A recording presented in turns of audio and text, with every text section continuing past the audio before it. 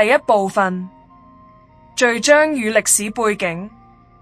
今天，我們將走進古老的街歐 Keoyowagon， 這並不是我們今天看到的那座熱鬧城歐，而是19世紀末到20世紀初的模樣。那是一個充滿變革的時代。墨西哥城在古老傳統與現代文明之間徘徊。煤氣燈第一次點亮夜色，街道兩旁的歐洲式外牆與殖民舊宅拼立，一座城市正試圖定義自身的靈魂。然而，在這層現代化的外表之下，依舊流動着古老的信仰與民間恐懼。人們通過傳說嚟理解世界，也借這些故事安撫心中的未知。